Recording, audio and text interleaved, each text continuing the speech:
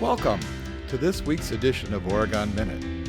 Each week, OCA Media features a guest or community leader who shares information on topics important to you, our listeners and viewers. New weekly episodes are broadcast on our cable channels as well as on demand through our YouTube channel. Visit ocamedia.com for more information. The Oregon Minute is brought to you with financial support from friends of OCA Media and viewers like you. Thank you. Welcome to another episode of the Oregon Minute. I'm your host, Tom Kirchdoerfer. As we watch and read about the Oregon high school sports, we frequently hear about the athletes, their coaches, but an important role that we don't hear a lot about is the athletic director. To give us some insights into the role, we've invited the Oregon High School's Director of Athletics, Brittany Spencer Grant. Brittany, welcome to the Oregon Minute. Thanks for having me. So Brittany, you're relatively new here in Oregon, and a lot of our listeners may not have had a chance to meet you. Could you just fill us in a little bit on your background? Yeah, so I'm a former teacher and athletic director in New Glarus. I was there, this was the start of my 12th year. So I started in Oregon right at the end of October. So I have not made it through 2 full seasons yet, but I did get the full winter season. I caught the tail end of a victorious fall with our boys soccer state championship, and we are well into our spring sports already. So I'm happy to be here. I'm a Verona grad myself, so very kind of local to the area. I got 2 little girls at home, and I'm just happy to be here. So what interested you about the Oregon High School in particular? So, growing up, I always wanted to be a teacher. That was the one thing I was going to do. My dad's a teacher. My grandma was a teacher. So, naturally, that's what I wanted, right? So, going through New Glarus, it was, I kind of want to do something else. I want to do something more. So I was able to add on the athletic director duties there. So I was teaching part of the day, and then I had part of the day dedicated to my athletic director duties. And over time, it was kind of, this is what I like. I really enjoy doing this. So I started kind of looking for where is there a district where I might be able to do this full time. And I wasn't willing to move or anything like that. So, I had a good gig. It wasn't anything that I disliked. And so when the position opened up here at Oregon, I knew, I got to go for that. That would be a really good fit for me. I keep telling people same colors, just a different cat from what I grew up with. So here we are.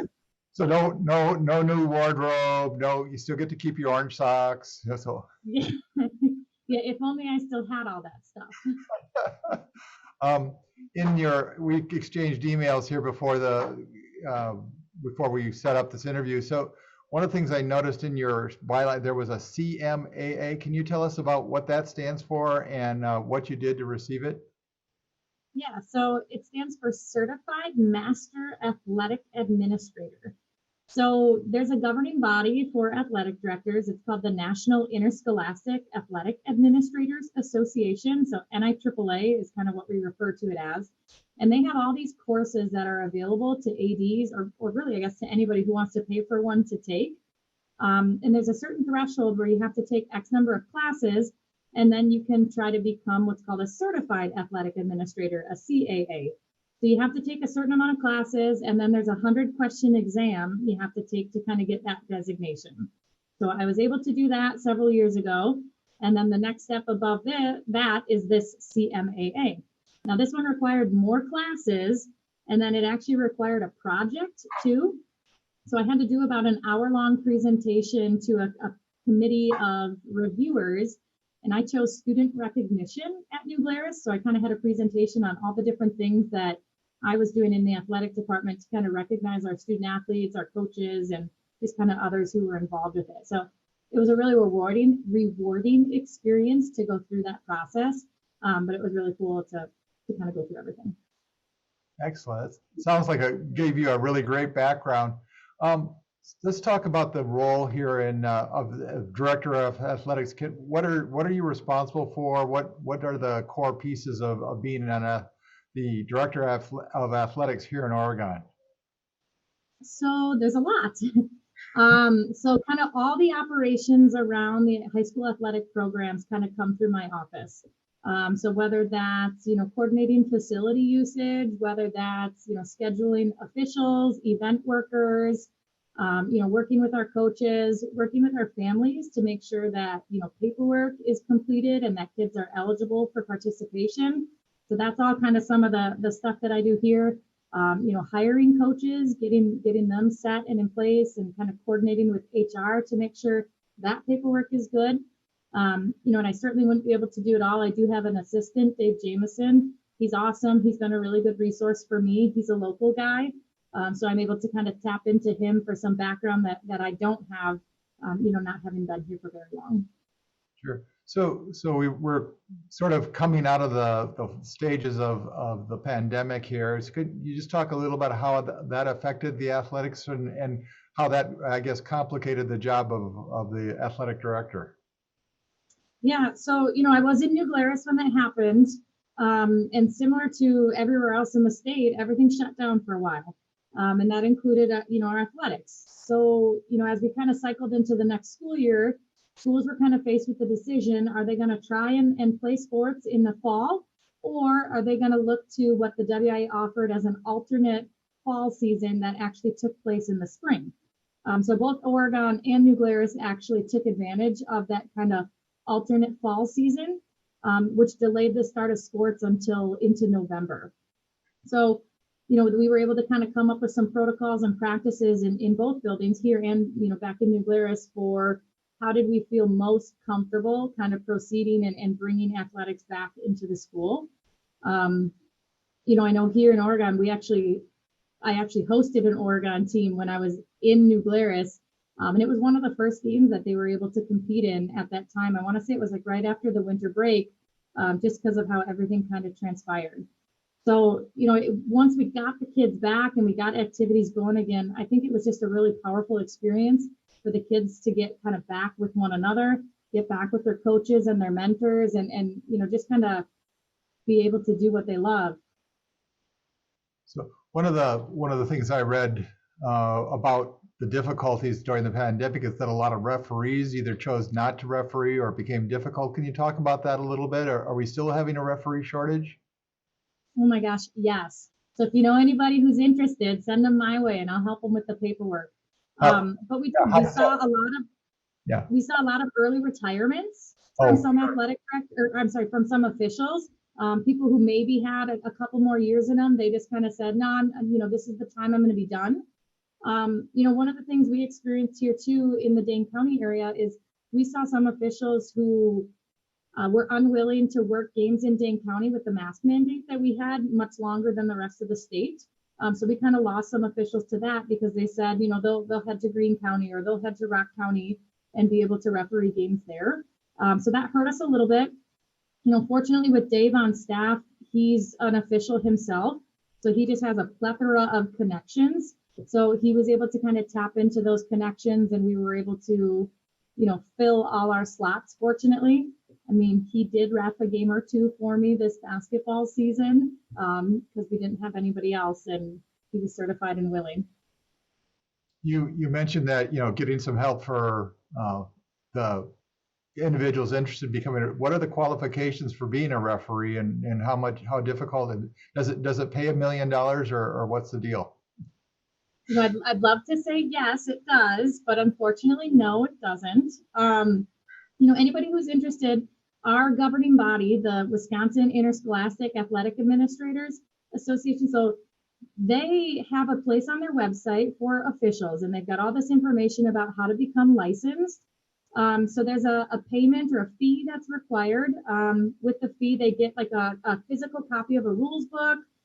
There's a background check that the WIAA does, and then there's other kind of communications and things of that nature. What they do is they'll select what sports they're interested in officiating. And so then everything is kind of tailored to that specific sport. There is a rules exam that the officials have to complete. I want to say it's like a 70% threshold, something like that they have to achieve. Don't quote me on it though. And it's a similar rules exam actually to what our coaches are required to take. So, some of those questions are common between the coaches and the officials, and hopefully it's addressing some of those maybe misconceptions that might be out there. because then they are given the answers, at the end upon completion.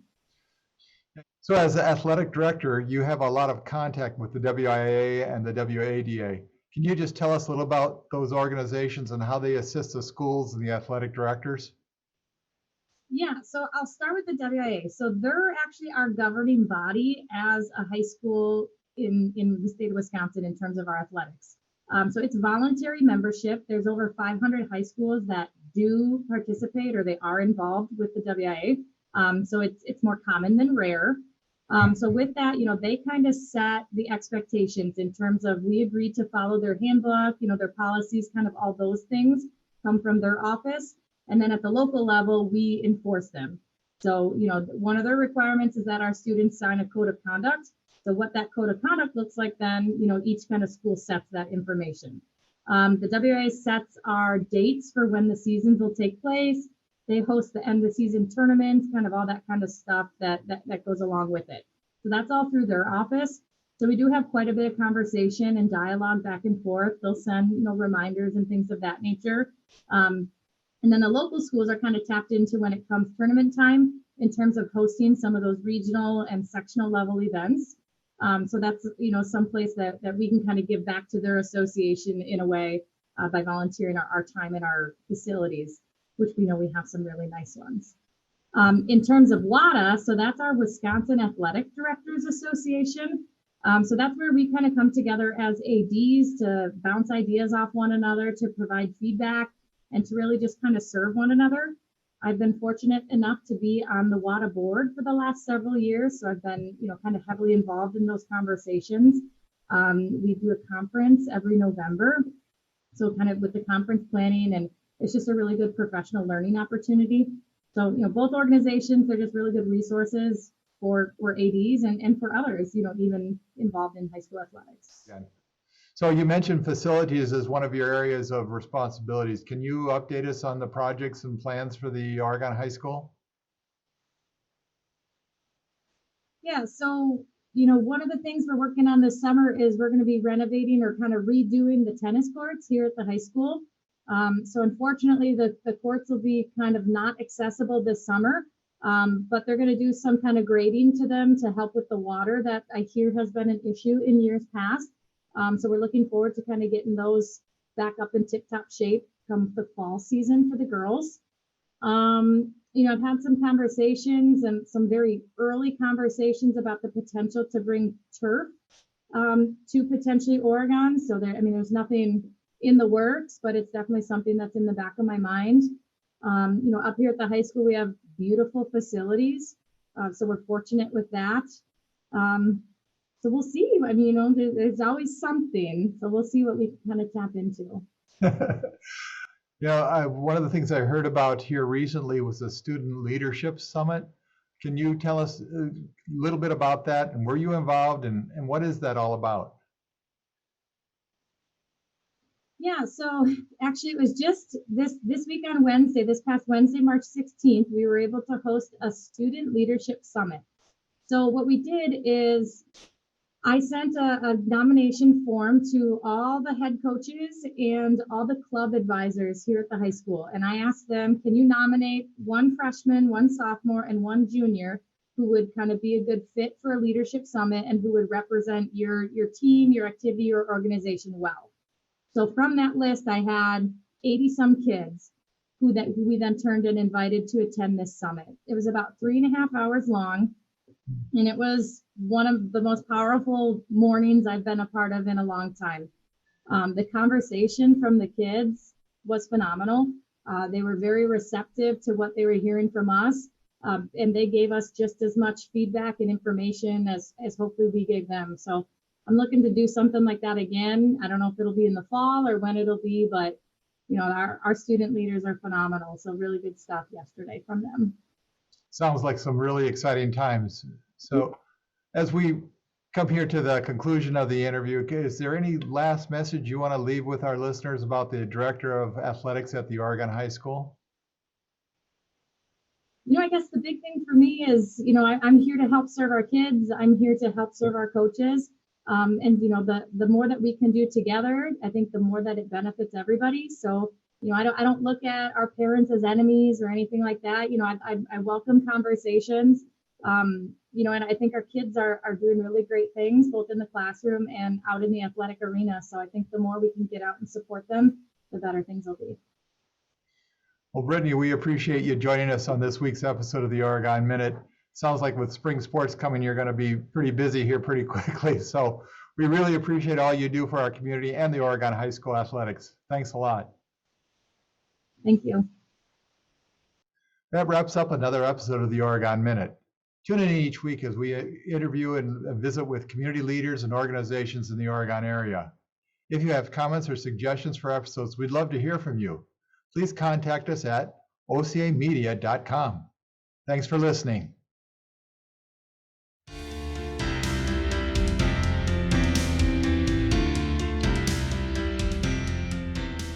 You're watching OCA Media, your Oregon Community Access Station.